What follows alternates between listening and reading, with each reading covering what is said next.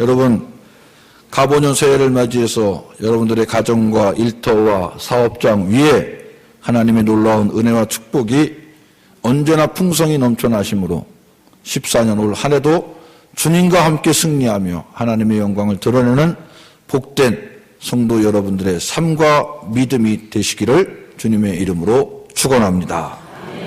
우리는 그리스도인으로서 자유인임을 고백하십니까? 우리는 분명 자유인이에요. 더군다나 주님을 영접한 그리스도인으로서의 자유인이라는 거죠. 세상의 죄에 얽매이지 않고 사망에서 구원받고 하나님의 나라를 얻는 사람으로서 진정한 자유를 누릴 수 있는 복된 자들이 바로 우리 성도들인 줄로 믿습니다.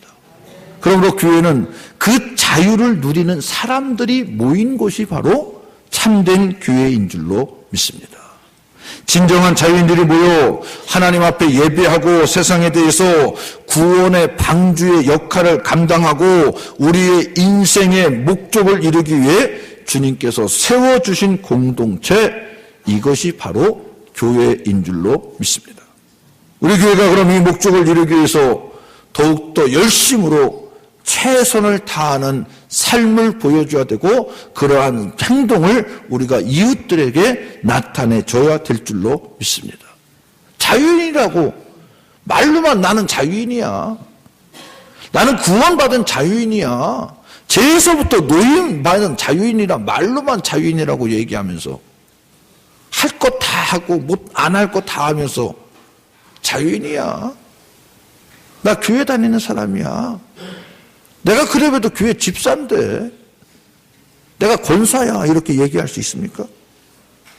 자유인이면 자유인으로 해야 할 자유인에게 어울리는 삶을 살아가야 될 줄로 믿습니다.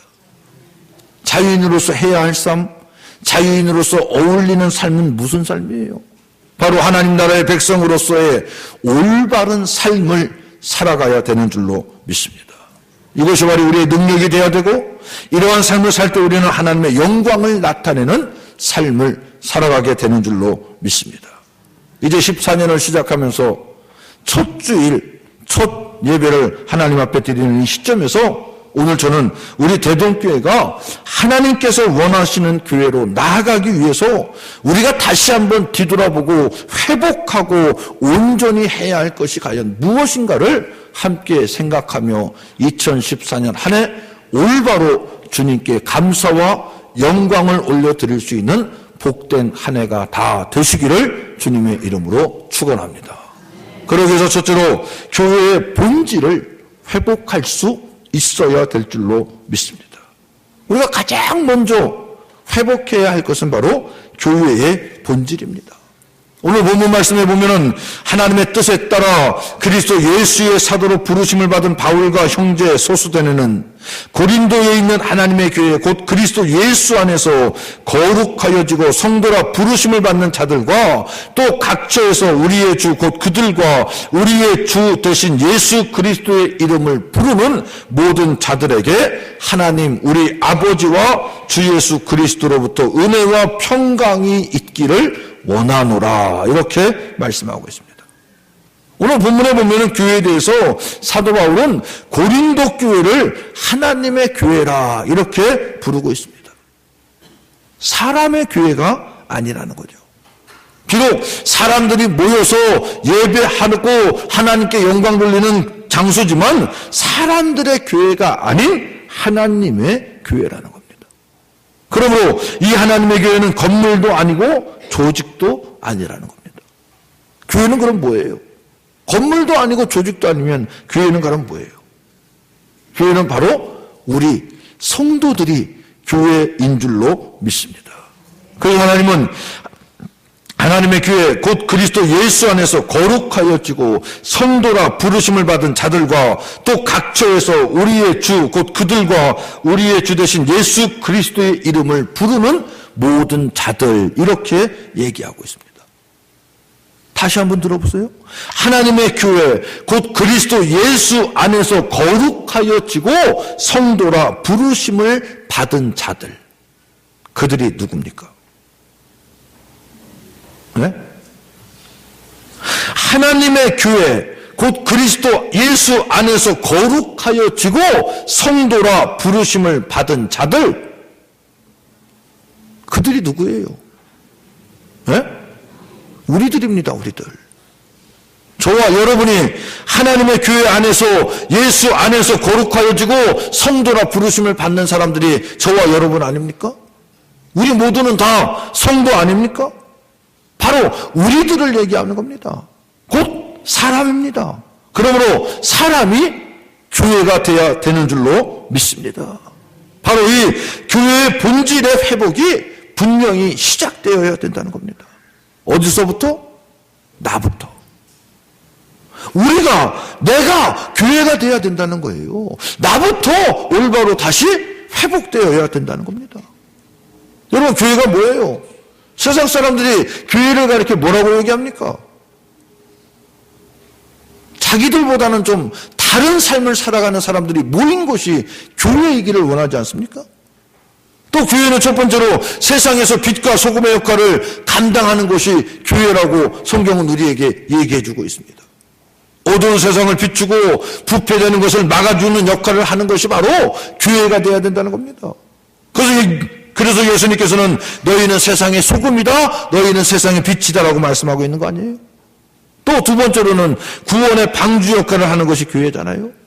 노아의 방주같이 이 시대의 방주 역할을 하는 것이 교회여야 된다는 겁니다. 그리고 우리 인생의 목적을 이루어 가는 것이 또한 교회이어야 한다는 겁니다. 너와 함께하는 교회, 나와 함께하는 성도들이 연합하고 하나 되어서 하나님께서 우리를 통해 이루고자 하시는 인생의 목적을 이루어 가는 것이 바로 교회이어야 될 줄로 믿습니다. 다른 그 어떤 것보다 이 역할을 온전히 감당하는 저와 여러분들이 되시기를 주님의 이름으로 축원합니다. 나 한 사람 한 사람이 바로 교회임을 인정하고 이 역할을 온전히 감당할 때, 즉 영적 파수꾼의 삶을 온전히 다하며 살아갈 때 우리 대동교회는 살아있는 교회, 영향력 있는 교회, 영향력 있는 성도가 될 줄로 믿습니다. 2014년 올 한 해 이 본질을 회복함으로 온전히 하나님의 영광을 드러낼 수 있는 복된 제단과 복된 성도들이 다 되시기를 주님의 이름으로 축원합니다. 두 번째로는 교회 주인의 회복이 있어야 된다는 겁니다. 여러분, 이 교회 주인이 누구라고 생각하십니까? 네? 우리 대동교회 주인이 누구예요? 주님인 줄로 믿습니다. 하나님이 우리 교회 주인이 돼야 될 줄로 믿습니다. 그런데 어떤 사람들은 보면은 내가 이 교회를 어떻게 세웠는데, 내가 개척하면서부터 이 교회를 위해서 얼마나 힘썼는데 하면서 자기가 교회 주인인 양 착각하는 사람도 있습니다. 또 어떤 교회는 장로님이 권사님이 교회 주인인 양 생색내면서 자기 멋대로 모든 것을 다 일을 처리하고 자기 뜻대로 하려고 하는 교회도 많이 있습니다. 참으로 위험한 생각입니다. 교회 주인은 주님인 줄로 믿습니다.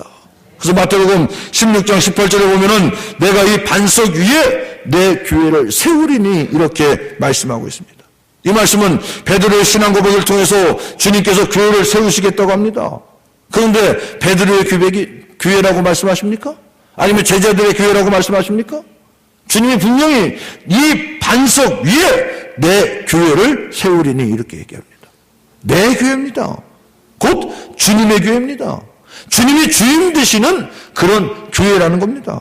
목회자나 장로나 권사나 집사의 직분을 맡은 분들은 주인 되시는 주님을 섬기는 역할을 한 뿐 결코 그 교회의 주인이 될 수 없습니다.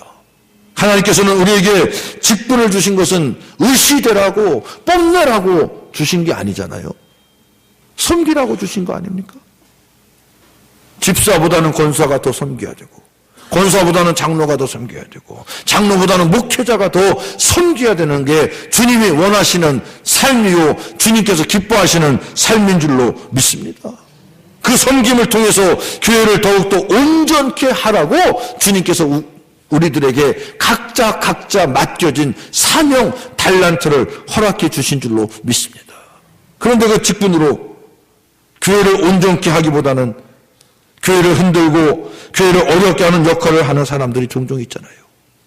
주님의 교회를 자신의 교회로 만들겠다고 생각하는 사람들도 있습니다. 이 얼마나 잘못되고 무서운 생각들입니까? 우리는 교회 일꾼으로서 섬기고 더욱더 낮아지고 봉사하는 일에만 앞장설 수 있는, 전념할 수 있는 저와 여러분들이 되시기를 주님의 이름으로 축원합니다. 그럴 때 아무 문제가 생기지 않아요.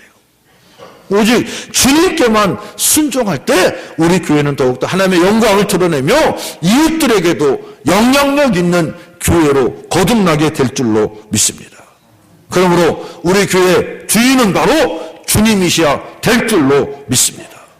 주님이 진정한 주인이 되고 있으시다고 생각하십니까?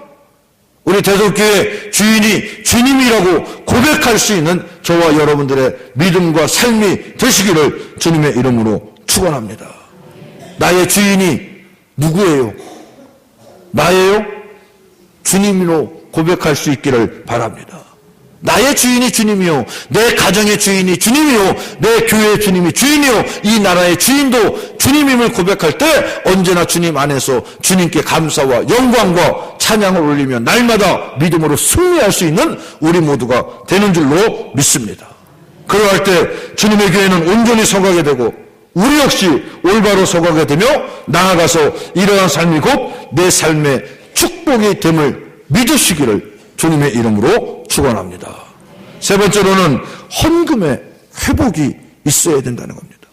새해 우리가 회복해야 할 또 하나의 관점은 바로 헌금의 회복입니다. 헌금 얘기가 나오니까 벌써부터 입이 쫙 달라붙으시는 것 같은데 다른 건 다 아멘을 그렇게 열심히 하면서 헌금 얘기만 나오면 달라붙는 이유가 무엇일까요? 사실 헌금에 대해서 준비하면서 많이 좀 조심스러웠어요. 새로운 목사님이 벌써부터 헌금 얘기를 하나 이렇게 오해를 하실까 봐. 그런데 오해를 해도 어쩔 수 없잖아요. 회복할 건 회복해야죠. 그리고 저는 여러분 지금까지 한 3개월 제가 여기 여러분들하고 같이 신앙생활 했는데 헌금 얘기 별로 잘 안 하잖아요. 헌금 얘기 맨날 해요? 저 헌금 얘기 잘 안 해요. 근데 어쩔 수 없이 새해를 시작하는 마음에서 우리가 회복해야 될 것 중에 하나가 헌금도 분명히 회복해야 된다고 생각해서 저는 지금 이 얘기를 꺼내고 있습니다. 여러분, 주님께서 하시는 말씀을 올바로 그리고 깊이 새겨야 하겠기에 부득이 지금 이 말씀을 준비했습니다. 성경에 보면은 내 마음이 있는 곳에 무엇이 간다고요? 물질이 간다는 거예요. 여러분, 보물이 있는 곳에 내 마음이 자연스럽게 가게 되어 있습니다. 물질이 있는 곳에 마음이 가 있기 마련입니다. 사람은 물질과 떨어질 수 없는 관계입니다. 물질과의 관계를 보면은 그 사람의 믿음이 어느 정도인지 어느 정도 파악을 할 수 있다고 합니다. 그 사람의 신앙의 정도를 가늠할 수 있는 두 가지의 큰 종류가 있는데, 첫째는 시험을 받거나 고난을 당할 때 그 사람이 정말 믿음이 있는지 없는지를 어느 정도 판가름할 수 있다는 거예요. 그 시험과 고난을 어떻게 극복해 가는가를 통해서 저 사람이 정말 참 믿음이었구나. 저 사람은 그저 보여주기 위한 믿음이었구나라는 것을 어느 정도 알게 된다는 겁니다. 그리고 또 하나는 바로 물질입니다. 어떤 물질관을 가지고 있고 헌금 생활을 어떻게 하느냐에 따라서 그 사랑의 신앙이 어느 정도 판가름 날 수 있다는 겁니다. 왜? 마음이 있는 곳에 물질도 가게 되어 있기 때문에 그렇습니다. 그러므로 헌금의 회복은 곧 우리 신앙의 회복이 되는 계기인 줄로 믿습니다. 그리고 헌금의 회복은 곧 축복의 지름길인 줄로 믿습니다. 하나님께서는 11조를 드리는 사람을 축복해 주시겠다고 말씀하시면서 말라기 3장에 보면 만군의 여호와가 이러노라, 너희의 온전한 11조를 창고에 들여 나의 집에 양식이 있게 하고 그것으로 나를 시험하여 내가 하늘 문을 열고 너희에게 복을 쌓을 곳이 없도록 붙지 아니하나 보라. 이렇게 얘기합니다. 나를 시험하라는 거예요. 내가 축복을 주나 안 주나 시험해 보라는 거예요. 여러분, 시험이라는 게 어떤 거예요? 내가 자신 있을 때 그래 한번 해봐 이렇게 하는 게 시험 아니에요? 내기 같은 거 할 때 여러분, 남이랑 내기할 때 이길 자신이 있으니까 내기하는 거지. 글쎄, 그럴까? 내 말이 맞는 것 같은데 제 말이 너무 강력해서 저 말도 맞는 것 같고, 그래 한번 해봐. 지면 많은 거지 뭐. 이기면 다행이고. 이렇게 길까 말까 할 때 여러분 내기하십니까? 내기 어떨 때 하세요? 확신 있을 때 하는 거 아니에요. 내가 내 차 넘버가 3369야. 그럼 아니야, 네 차가 왜 3369야? 3385지. 그러면 내 차가 3369 맞는데 무슨 얘기야? 내기할래? 만원 내기하자. 점심 내기하자. 이렇게 자신 있을 때 내기하잖아요. 정말 내가 3390인가 3367인가 내 차 번호도 내가 잘 모르겠네. 긴가민가 한번 해볼까? 이러면서 내기하는 사람 있어요? 자신 있을 때 하는 게 내기예요. 하나님이 뭐라고 얘기하잖아요. 시험에 온전한 11조를 하나님께 드릴 때 너에게 축복을 해주는지 안 주는지 시험해보라는 거예요. 그리고 고린도후서 9장 10절에 보면은 심는 자에게 씨와 먹을 양식을 주시는 이가 너희 심을 것을 주사 풍성하게 하시고 너희의 의의 열매를 더하게 하시리니 너희가 모든 일에 넉넉하여 너그럽게 연보를 함은 그들이 우리로 말미암아 하나님께 감사하게 하는 것이라. 이렇게 얘기합니다. 심을 씨앗이라고 하는 말씀에 우리가 관심을 가져야 됩니다. 농사 지어보셔서 다 아시겠지만 한 해 농사를 짓고 나면 추수한 곡식을 분류할 때 어떻게 분류합니까? 우리가 먹을 것과 또 내다 팔 것과 그리고 제일 중요한 거 내년에 심을 씨앗을 따로 남겨주는 거 아닙니까? 그런데 생활하다 보니까 우리가 먹을 것을 조금 준비했는지 아니면 내다 팔 것을 너무 많이 내다 팔았는지 준비한 게 다 떨어졌어요. 아직도 2달이나 더 먹어야 사는데 준비한 게 곡식이 다 떨어졌으면 여러분 어떡하실래요? 준비한 씨앗을 그래 저거라도 먹자 하고 먹는 분 계실까요? 남한테 빌리던지 지금 없으니까 좀 빌려줘. 농사지면 추수하면 내가 갚을게. 이렇게 해서라도 생활을 연명해가지. 내년에 심을 씨앗, 야, 그 창피하게 뭐 남한테 빌리냐? 우리가 저거 있잖아. 저거 먹지 뭐 그냥. 그래서 내년에 심을 씨앗 홀라당 다 드시는 분 계십니까? 그러면 내년 농사 어떻게 져요? 아무리 땅이 있으면 뭐예요? 심을 씨앗이 없는데. 내년에 심을 씨앗은 무슨 일이 있어도 건드리지 않습니다. 씨가 없으면 농사를 질 수 없는데 11조 헌금은 바로 우리의 삶의 그러한 씨앗 같은 줄로 믿으시기를 주님의 이름으로 부탁을 드립니다. 그 씨앗을 먹어버리는 사람이 근데 너무나 많다는 거예요. 지금 당장 필요하다고, 지금 당장 내가 어렵다고 힘들다고 내년에 심을 씨앗을 먹어버리는 사람이 너무나 많습니다. 분명히 주님께서 씨 뿌리는 비유에서 좋은 밭에 뿌려진 씨가 얼마나 결실을 거두는지 우리는 알고 있잖아요. 100배, 60배, 30배라고 얘기하고 있습니다. 이것이 바로 우리가 장차받을 축복인 줄로 믿습니다. 이것이 바로 우리 앞에 펼쳐진 올해 받아야 할 축복이요, 올해 누려야 할 축복인 줄로 믿습니다. 이 축복을 우리가 그만 배고프다고 지금 당장 급하다고 삼켜버리면은 이 축복 다 날아가는 거 아니에요? 30배, 60배, 100배의 축복이 날아가면 얼마나 원통하겠습니까? 어리석은 일입니까? 그러므로 사랑하는 성도 여러분, 헌금을 회복할 수 있는 올 한 해가 되시기를 주님의 이름으로 부탁을 드립니다. 헌금이 회복되기 위해서는 마음과 정성이 먼저 회복돼야 될 줄로 믿습니다. 어떤 분이 하루는 커피를 마시다가 문득 자신이 하나님께 드리는 헌금이 어떠한지에 대해서 한번 생각해 봤다는 거예요.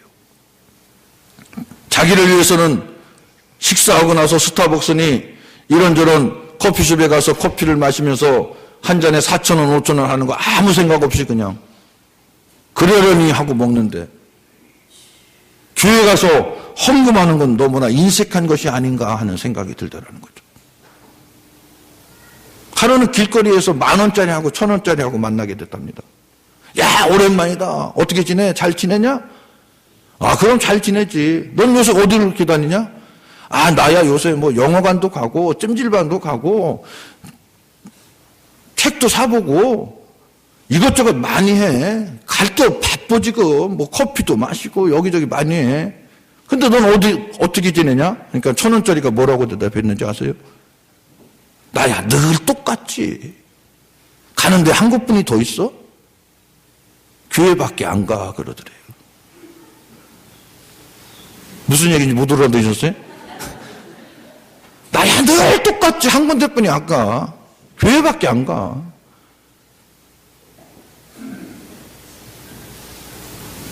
우스갯소리지만 여러분 한번 생각해 보세요. 이 사람도 그래서 한 잔 우연히 커피를 마시면서 5,000원, 6,000원짜리 마시면서 생각해 봤다는 거예요. 야, 내가 나를 위해서는 5, 6,000원짜리 커피를 아무렇지도 않게 사서 마시는데 내가 하나님 전에 와서 정말 하나님 앞에 헌금할 때 얼마나 정성껏 했나 생각해 보니까 너무나 죄송스럽다는 거예요. 그래서 그 다음 주부터 1,000원짜리 헌금을 10,000원짜리로 바꿔드리기 시작했다는 겁니다. 사랑하는 성도 여러분, 심은 대로 거두게 되는 줄로 믿습니다. 작게 심은 자는 작게 거둘 수밖에 없습니다. 하지만 많이 심은 자는 많이 거두게 되는 줄로 믿습니다. 점점 경제가 힘들어지고 어렵다고 합니다. 경제가 힘들어지는데 우리가 좋아질 리 없잖아요. 그럼에도 불구하고 우리 하나님께서 우리의 마음을 보여줄 수 있기를 원하십니다. 과연 내가 너를 얼마나 사랑하고 있는지, 네가 나를 얼마나 바라고 있는지, 존경하고 있는지 그 마음을 보여주기를 원하고 계시는 줄로 믿습니다. 그래야 우리 모두 성도님들이 온전한 11조와 온전한 헌금을 아버지께 드림으로 진정 축복의 모델이 될 수 있는 우리 성도들과 대동교회가 되시기를 주님의 이름으로 축원합니다. 지금 당장 먹을 것 때문에 자기가 다 먹고 나면 나중에 심을 것 없고 결국에는 빈털터리로 남을 수밖에 없음을 기억하시기 바랍니다. 2014년 올 한 해 여러분이 하나님 앞에 많이 신음으로 더 많은 결실을 거두는 복된 한 해가 되시기를 주님의 이름으로 축원합니다. 마지막으로 사고와 시야를 회복할 수 있어야 된다는 겁니다. 우리의 생각은 지극히 세상적이고 인간적일 수밖에 없습니다. 왜? 세상에서 배운 방법대로 생각하고 세상에서 배운 방법대로 모든 것을 보려고 하기 때문에 그렇습니다. 비록 오랜 시간 동안 신앙생활을 했음에도 불구하고 세상적인 사고방식에서 벗어나지 못하는 경우들이 얼마나 많이 있습니까? 예수님의 제자들이 길을 가다가 나면서부터 안진뱅이 된 사람을 보았대. 뭐라고 묻습니까? 주님, 이 사람이 보지 못하는 것이 자기의 죄 때문입니까? 아니면 부모의 죄 때문입니까? 이 말은 지극히 율법적인 발상이요 미신적인 생각입니다. 그들은 남이 잘못되거나 억울한 일을 당하면 그것은 바로 자신이 무슨 잘못을 했거나 조상이 잘못을 했기 때문에 찾아오는 저주라고 생각을 했습니다. 그래서 병이 들고 실패하면 그 원인을 죄에서 찾으려는 거예요. 그것이 보편적인 발상이었습니다. 그런데 주님께서는 뭐라고 대답하십니까? 예수께서 대답하시되 이 사람이나 그 부모의 죄로 인한 것이 아니라 그에게서 하나님이 하시는 일을 나타내고자 하심이라 이렇게 얘기합니다. 주님은 그 일을 통해서 하나님의 일을 보고 계셨던 거예요. 그 일을 통해서 하나님께서 일하시는 것임을 주님은 보고 계셨다는 겁니다. 예수님께서 십자가를 지시기 예루살렘으로 올라가시 전에 변화산을 찾으신 적이 있습니다. 그 과정에서 주님은 가이사랴 빌립보에 들러 제자들에게 사람이 도대체 나를 누구라 하느냐, 그리고 너희들은 나를 누구라 하느냐 묻는 계기가 되었습니다. 그때 제자들이 사람들의 반응을 얘기합니다. 예, 사람들이 선생님을 엘리야, 예레미야, 세례 요한, 또는 선지자라고 얘기합니다. 그 대답을 듣고 주님께서 그러면 너희들은 나를 누구라 하느냐 물어볼 때 베드로의 유명한 고백이 있잖아요. 주는 그리스도시요 살아계신 하나님의 아들이십니다. 그 말을 들은 주님이 얼마나 흡족했는지 천국 열쇠를 주시면서 베드로의 신앙 고백을 위해 주님의 교회가 설 것을 분명하게 말씀해 주십니다. 그리고 이제 제자들이 어느 정도 나를 인정하고 있구나 라는 확신이 들으셨기에 주님께서 처음으로 저들에게 십자가에 대해서 말씀을 하십니다. 그때 베드로가 예수님을 가로막습니다. 무슨 얘기예요? 어떻게 그런 일이 일어날 수 있습니까? 우리가 누군데 주님을 3년 동안 따라다녔는데 우리가 있는데 주님을 십자가 형틀에 못 박게 내버려 둘 것 같습니까? 그런 일은 절대 없습니다. 그렇게 해서도 안 되고 우리가 그렇게 하게도 만들지 않을 겁니다라고 가로막습니다. 얼마나 의리 있는 행동이에요? 여러분 같으면 어떨 것 같아요? 3년 동안 열심히 따라다닌 스승이 야 이제 내가 세상을 위해서 죽을 수밖에 없어. 그러니까 나를 인정해주고 내가 그 형틀에 있을 때 나를 기억해. 얘기할 때 여러분 같으면 아유 역시 스승님이십니다. 잘 생각하셨네요. 그래야 세상이 구원받으니까 하세요 라고 얘기하는 게 정상이에요. 아니면 베드로처럼 무슨 얘기예요?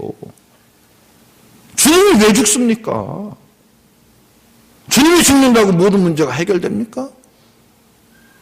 막는 게 의리의 제자예요. 어떻게 하는 게 맞습니까? 네? 시간은 자꾸 가는데 대답은 안 나오고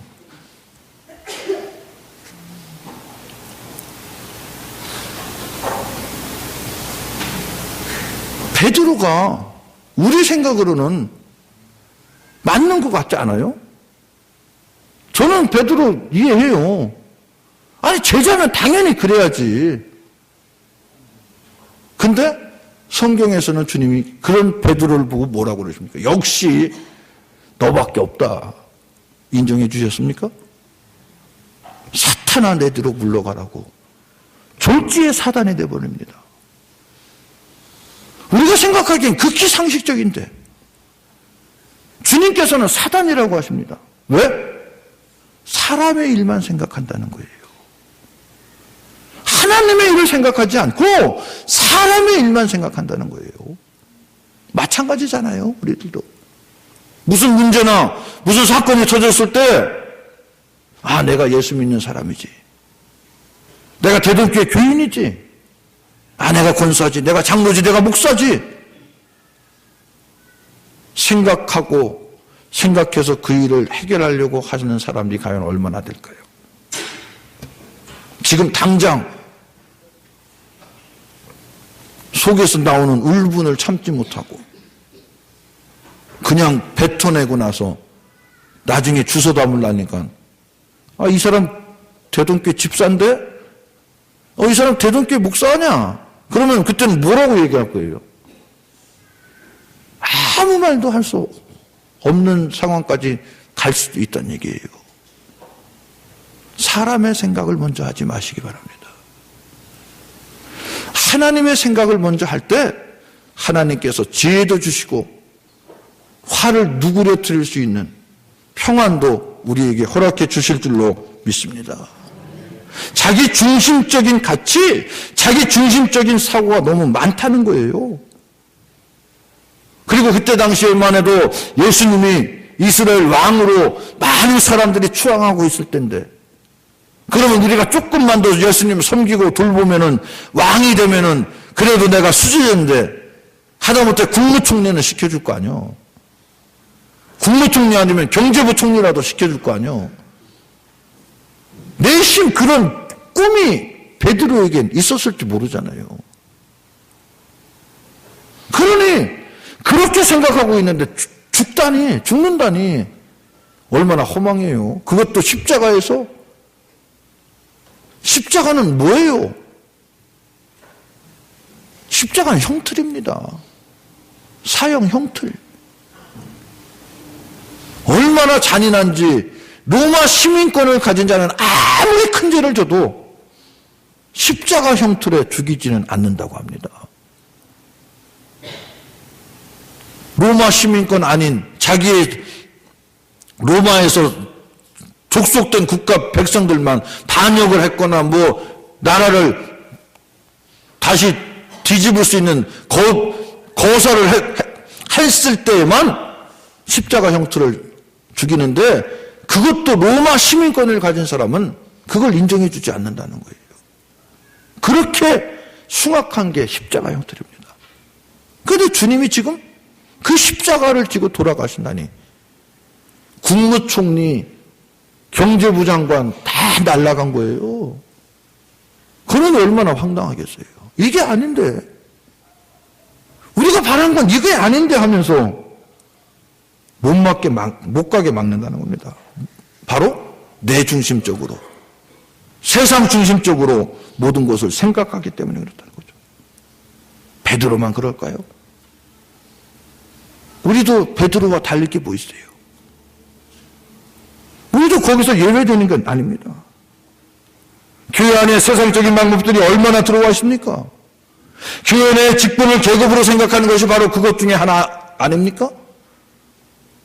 우리 교회는 그렇지 않지만 집사 때는 열심히 봉사하면서